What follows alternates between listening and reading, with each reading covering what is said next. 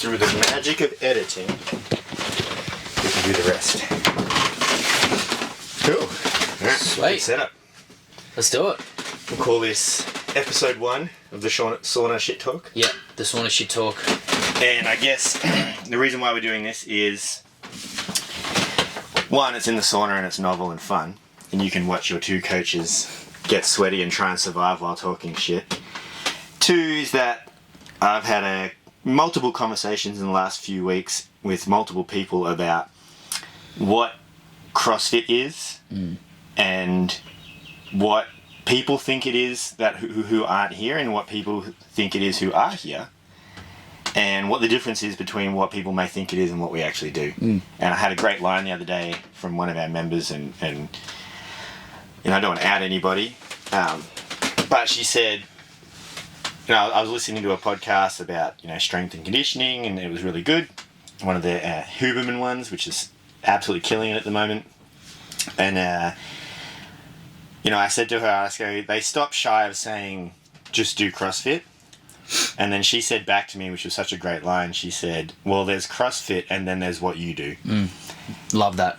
And then in my mind, because this is the environment I'm in, this is what I think CrossFit is.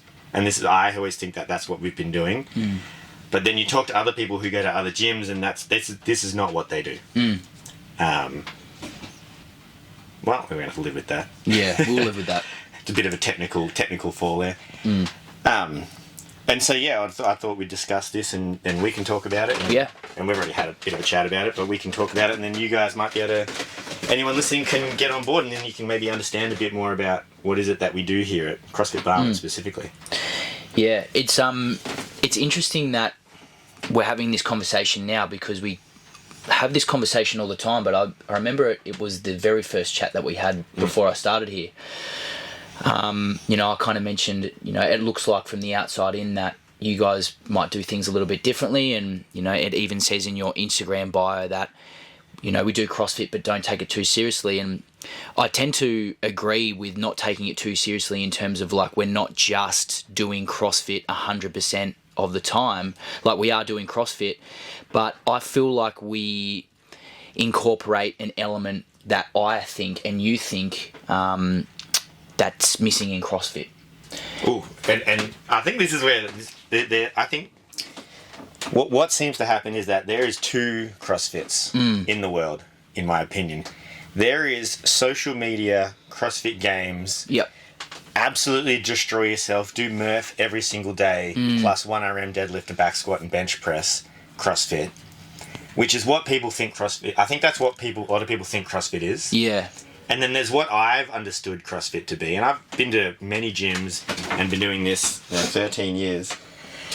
And what I understand it to be is that isn't the goal to demolish yourself in the gym. It is a pure skill, like exercise as a skill. And a really good analogy is if I try and learn to play guitar, for example, I'm not trying to be Carlos Santana. Like, I'm not trying to be Jimi Hendrix or any other wicked guitar player. I just want to be better at guitar. And I think that's a nice analogy for CrossFit. People seem to think that to do CrossFit, you need to do what Matt Fraser, Rich Froning, you know, Aaron Thor's daughter, all those people, you need to do what they do to do CrossFit. Yeah. And that's not the case at all. No. And so then you get environment here where people come in and be like, oh, this isn't what I thought it was. And so, you know, when you say that we do CrossFit plus something else, in my eyes, everyone else is doing CrossFit plus something else. We're doing just CrossFit. And that's how I think about it. Yeah. Do you believe that CrossFit as a sport has developed in a positive way from when it started to where it is now? Because I feel like it is heading in more of a, this is so funny to say this, but more of a less CrossFit path, because CrossFit as a sport have figured out that you don't just do WODs all the time. You're like, hey, we've got days of doing this, we're going to actually do strict movements, we're going to do this, we're going to break it down. And when the individual walks into a CrossFit gym, if, you know, the box has good programming, you would start from the basics and work up, and you would learn the foundations and work up. There's no expectation of you being able to do kipping pull-ups day one. It's like, okay, cool, you can't do that. You can't do a strict pull-up. Cool, let's try banded. Okay, cool, let's try ring rows. The thing that I like most about CrossFit is it should have many scalable regressions and progressions. Yeah, you don't see that in CrossFit games. And that's what you don't see. That's what you don't see. You don't see the. It's like watching the Olympics, and then go, what's he say? Euler Kipchoge. It's like, I'm going to take up marathon running. You don't expect to run it in 2 hours. Of course not. Starting, and for whatever reason, people who don't understand. The way we run, and this might be another gym. Don't get me wrong. Yeah, of course. When we say CrossFit here, we only mean CrossFit Barwon. But it's not like we come here and we expect you to be Claire Toomey. Yeah. We don't expect you to be Matt Fraser. If anything, that makes it harder if you have bad habits for us, because we want to try and fix those things. Of course. And so we just want the general pop. I don't want these elite, super elite people, because they're not going to get what they want here. They're not going to get good at competition CrossFit. Yep. They'll get really good at life. They'll get really good at all the other things. They'll get more flexible. They'll get stronger. They'll get more capacity. They'll be able to play with their kids. Yep. They'll be able to go surfing. They'll be able to go do jiu-jitsu. They'll be able to go do all those things better. Yep. But will they be able to go do CrossFit competitions really well? I mean, potentially. Maybe. But that's not our goal. Yeah, I don't know if I came up with this quote. I may have stole it from somewhere, but I mean, we're constantly stealing ideas from other people. Citation. Yeah. If the gym is making you worse, you need to rethink what you're doing in the gym. Because, if it's not, everything has intention, and we'll talk about intention in a minute, but the intention of CrossFit as a sport should be to get you better at life. The intention of any functional fitness, even if it's bodybuilding or even if it's, anything within the four walls that has barbells, dumbbells, kettlebells, things like that, the goal should be to get you better at life. At life, yeah. Yeah. If you can... Not at CrossFit. Not at CrossFit, yeah. You will naturally get better at CrossFit, but everyone... Actually, one of our members said, when will I start getting good at CrossFit? I said, the same answer goes to most golfers. When will you get good at golf? You'll get better at golf. You'll never master golf. Yeah. Because golf, there's always things that are changing in golf. Yeah, exactly. The wind conditions change. So when you do CrossFit, the workout's going to change a little bit. There'll be moments when you do CrossFit and you're like, I'm better at what I was at that workout if you repeat that workout. Well, that's exactly right. And that was one of the things we did. Well, it's one of the things we sent out a big survey at the end of last year. Yeah. And one of the things was to repeat more workouts because people needed to see that. And that's what we've been doing. And it's been so good. We've been repeating heaps of workouts. And then everyone's like, wow, hey, I did this workout 3 years ago. And when I did it, I was, as fit as I can. And then I came in today with 3 hours sleep because my kids working, and I still beat my time. And it's so hard because I see people get better. Yeah. You see people get better. I mean, I've been with them for so long, and I just see how incredible they are. But a lot of the time, we can actually show you that with a work. I can show you that you're going to get better. Yeah. I can tell you physically. Here, you did a workout, the exact same workout, and you did it 3 minutes faster, which you couldn't have done before. There's absolutely no way. Yeah. Therefore, you are better. That thing. So. And is that you, Karen? I was going to say, CrossFit. Fitness in general is always going to be challenging, and it should always be challenging, and that's the beauty of it. We should be doing things that challenge us. Does the workout get easier? Maybe. It's still going to be hard no matter how good you get at CrossFit. You're just able to do a little bit more. Jason Kalipa said this perfectly. You can scale reps, load weights, but you can't scale effort. Yeah.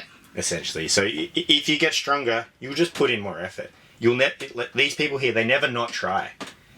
I was working right next to Pete yesterday, and he was like, I said to him, thanks for working out next to me. And he said he didn't work as hard as me. I'm like, that's ridiculous. We work just as hard as each other. Yeah. It's just because I'm 40 years younger than you. Yeah. I've been training for an extra, twice as long. Yeah. That I can move at a slightly higher capacity than you can, but it's not like you didn't put in effort. If anything, you probably put in more effort. 100%. And this probably actually leads to the next point. So, you probably don't know Pete, but Pete is 68, 65, 60... He's not a day on 50. Yeah. So anyway, Pete is I guess, in the category of when people would not be doing anything. Yeah. Like, in that category of like, I'm too old to do anything. Yeah. But he, in his own variation, in his own scalable options, keeps up with everyone in the gym. And sometimes beats people. Yeah. So, and when did he start CrossFit? Oh, he's been to a few gyms. A while, yeah. Yeah. A while. So I'm going to say almost 8, 9 years. I could be wrong there, but yeah, a long time. So let's say he started CrossFit in his 50s. Yeah. Like, I've seen people start CrossFit in their 60s. I watched a thing that CrossFit put out yesterday, and there was an old lady who's 93. She's doing CrossFit. Love it. And she started 5 years ago. But but I think the point, coming back to it, she's not doing CrossFit Games CrossFit. Exactly. She's doing what we would consider real CrossFit. 100%. Real CrossFit. She's getting better at constantly varied functional movements. Perfect. All those type of things. And she's getting more flexible, stronger, more mobile, more endurance. It's that, if, what was the thing, if your VO2 max goes under 18, you're pretty much dying, essentially. Yeah. And so, she would be building that up, keeping that high, keeping that 20, into the 20s or 30s so she can live longer, better. Yeah. Not just live longer like crap, live longer better. Yeah.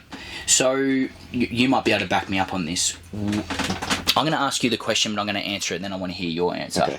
What do you think you need to see as an individual looking from the outside in for you to be more attracted to the CrossFit sport? So, like, what I think people should expose, and what I think we expose quite well, even though we're not on social media that much, we're on it enough, is showing some of the things that CrossFit, the sport, at the games level, doesn't show.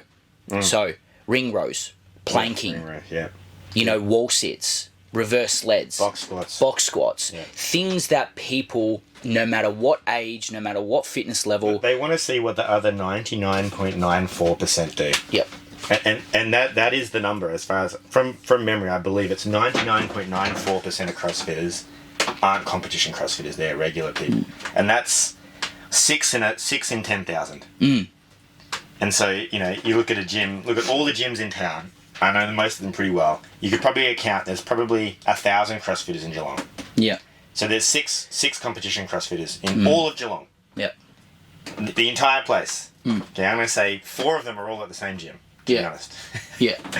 And so everybody else is just a normal person. Just normal. Normal dads, normal mums, normal young people going to uni. With some retired people. It's just the whole gamut of crew that are and they're all not doing competition CrossFit, which isn't CrossFit. They're just doing what CrossFit is, regular CrossFit, just scaling it to their ability. And this is where the coaching comes in, and this is why Zach and I, not to raise our horns, can be very valuable.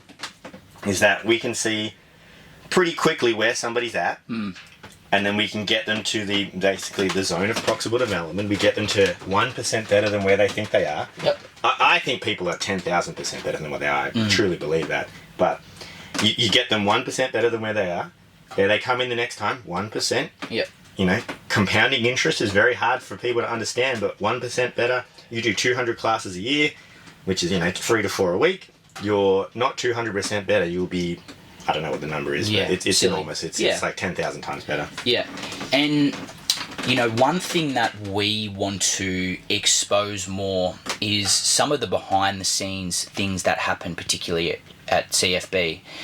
And one of the things that I noticed when I first came here was no matter what class it is, no matter what workout it is, we always set the intention. And there's always a goal. There's always a goal within the goal. And 100% of the time, we're breaking down that workout right until the beginning point. So if we're squatting today, we want to see every single person in this class do an air squat. If you do an air squat, let's go to the next level. So we're warming up the patterns, and then that way we get to, I guess, coach you through wherever you're currently at. Yeah. So if you can't air squat with your heels on the ground, feet slightly turned out, below parallel, what variation of the squat can you do to get into the best position available? And that to me is what you don't see in CrossFit, because we're not going to get you to load up the bar if you can't air squat. And that's a simple principle that we go by, and I have always gone by that principle before I started here. I'm a big believer in why would you load something up if the position is not available to you right now? Yeah. So that's why we, take pride in our warm-ups, set the intention, and then the first, 15, 20 minutes of the class can be rambly sometimes, but we're rambling because we want you to be in the best. To understand, to be in the best shape possible. It's not just drill sergeant. Yeah. It's drill sergeant. We want to educate you essentially. Exactly. We want you to have the skill of exercise. Yeah. Not just because if life circumstances come along and you need to move somewhere away from us, sad, I know that it happens, then I would be confident that you could go to any CrossFit gym in the world. Yep. And be able to jump in and know what you're doing. Yep. That's our goal. I love it. In terms of teaching people how to move. And like I said before, it's a skill. We're teaching the skill of exercise. Yep. Yeah. And you wake up one day and it's not a good day, then that's fine. Yep. If the intention, like you said, let's say we're squatting today, the intention today is to move, a very heavy weight as fast as possible. Very rarely do I program percentage exacts. It's usually ranges or even intentions. But if heavy for you today is only 80% because yesterday, you moved house or whatever it needs to be, or you had a big day, then then you've hit the intent. You haven't failed at anything. We only demonstrate or portray the intent so much so that you can achieve that. Yep. And irrespective of the weights. If an air squat is hard for you, then that might be the intent for the day. And that's awesome. Yep. And nobody's going to come along and be like, oh, you're an idiot because you didn't air squat. Absolutely nobody's going to do that. Everybody will actually be like, congratulations, you're faster than everyone on the couch. Yeah. Like, not to, throw the idiot word round, but I would think, not the individual, but if someone was to come into our place and go jump into a workout, I've done CrossFit before, I've done functional fitness before, and then we went through a workout and we went through an air squat and they didn't have a good shape available to them from, like I was just, feet flat on the ground, knees are going out over the toes, chest is up nice and tall, you're sinking into a below parallel squat, and they couldn't get that. I would say that would be a reflection on where they were previously, and I don't want that reflection to be on us. So exactly coming back to that point. So if you need to stay at air squat for 6 weeks to build up that pattern because you've got mobility restrictions. I've had people stay at box squats for 6 months. Perfect. 6 months. I mean, again, I don't want to name too many names. Of course. There's people here that we've had above parallel squatting for a really long time because they don't have the shape. Yep. And we just keep chipping away at the shape. And then, last few weeks, weightlifting class, I'm like, wow, overhead squat, full overhead squat with a barbell, all the way down, hip crease, below knee, posture, everything. Yeah. And it just takes time. And all the steps that are before, if we just posted that, oh, look at this fantastic overhead squat, you wouldn't see the 100 classes beforehand, the steps, where we've been trying to build position into that shape. Yeah. And then probably the 100 stretches that athlete has also done on their own because they want to get better at these movements. Yeah.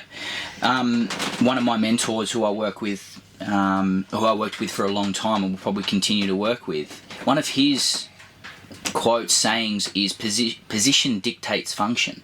Oh, yeah, nice. Which I love because, like, if you can constantly keep exploring these positions that carry over to life, you're going to squat down and pick up your kid, you're going to squat down and pick up groceries. That is position. You squat down and fix the sink, whatever it needs to be, and you'll just do it automatically. You'll do it automatically, and that will dictate your function. If you're moving poorly and you have poor shapes and you twist and turn or you load that up incorrectly, then you have dysfunction. And that's what we don't want. That's what we don't want, yeah. Exactly. You are going to... And we don't have egos to push you there. Exactly. I only want you to move better, not more. 100%. Because moving better is moving more, as I say a lot. No world records look like shit. Yeah. Like, as Kelly Starrett said, shout out to the GOAT,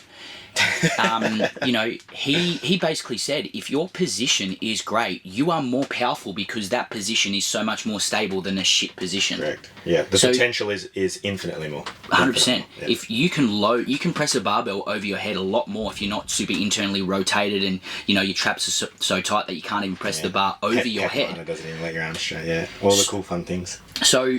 how do you expect to lift more if you can't even press a bar over the head? But as soon as you can press a bar over the head in a great shape, cores on, glutes on, all those fun things, It's like, oh, actually, I can load that up now because I'm super stable in this position. Yeah. So better position, Build the foundation. Build the foundation is going to add value to not only the lift in terms of, I guess, currency, how much load is actually on the bar, but you're in a better shape, so you're doing better things for yourself, essentially. So I like it. Building the foundation. That's a good language. That's good language we can use. Yeah. We can use. I like that. Yeah. And setting intention. And intention. Yeah. Intention's a big one. Yeah. As soon as I started putting in intentions, the buy-in was tenfold.